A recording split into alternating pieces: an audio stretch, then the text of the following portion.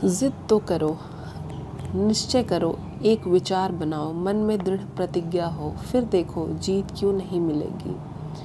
एक निश्चय करने के बाद रास्ते स्वयं निकलते हैं। कहते भी हैं जहाँ चाह वहाँ राह। यह चाह ही तो महत्वपूर्ण है।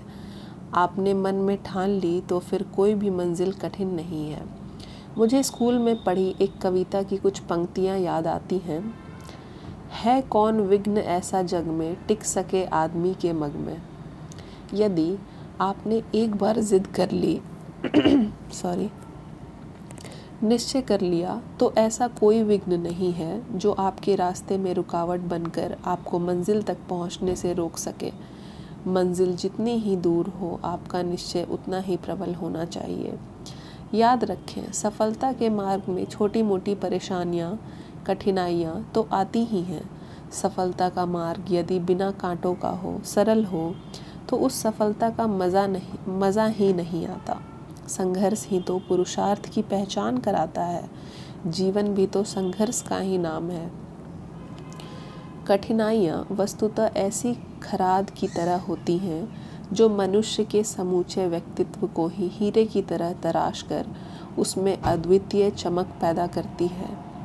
कठिनाइयों से जूझकर निकलने वाले मनुष्य में दृढ़ आत्मविश्वास एवं अदम्य आत्मबल का विकास होता है।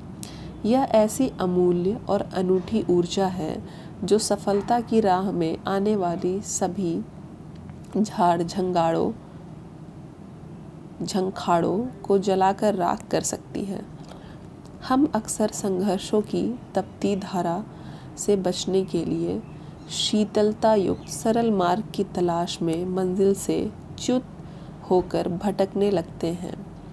आपकी मंजिल जितनी ऊंची होगी, आपकी महत्वाकांक्षा जितनी बड़ी होगी, आपका लक्ष्य जितना उत्कर्ष होगा, आपको उतना ही अधिक संघर्ष करना होगा।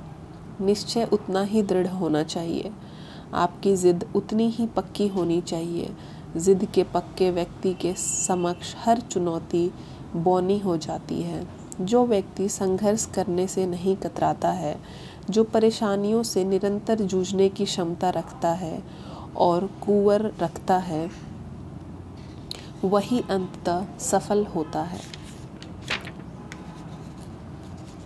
कहते हैं नो पेन नो गेन, बिना परेशान हुए लाभ नहीं मिलता। अतः संघर्षों से डरना कैसा, संघर्षों को जीवन का हिस्सा मानकर सफलता के पथ पर पूर्ण आत्मविश्वास के साथ, पूर्ण दृढ़ता के साथ अग्रसर हुए।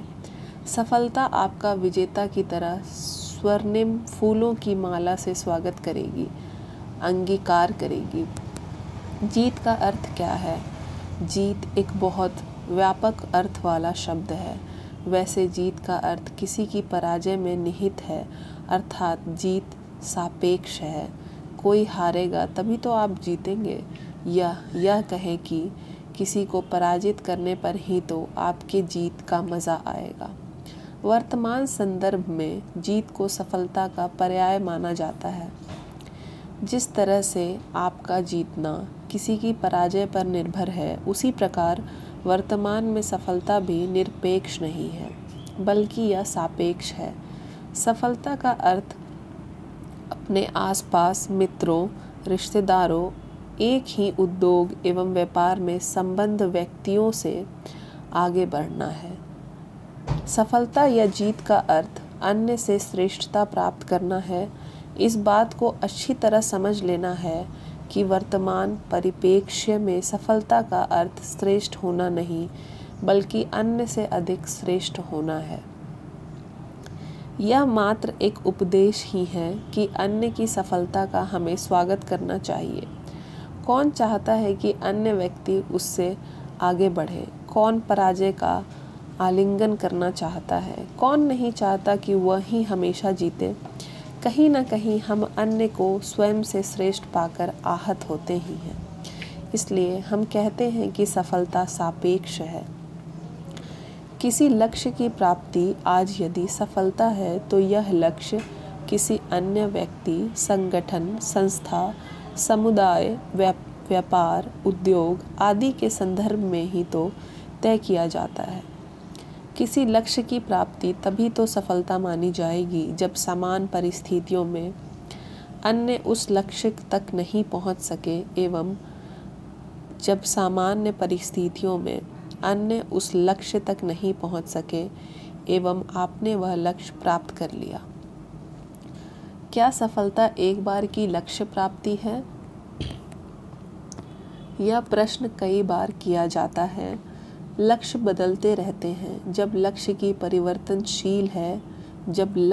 परिवर्तनशील है तो सफलता को एक बार की लक्ष्य प्राप्ति समझना हमारी भूल है।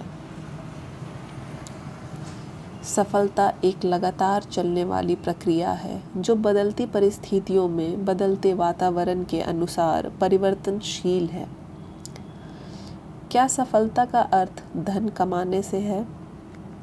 बहुत से लोग कहते हैं कि जिसने धन कमा लिया, यह जो आज समाज में धनी लोगों की गिनती में है, वह सफल है।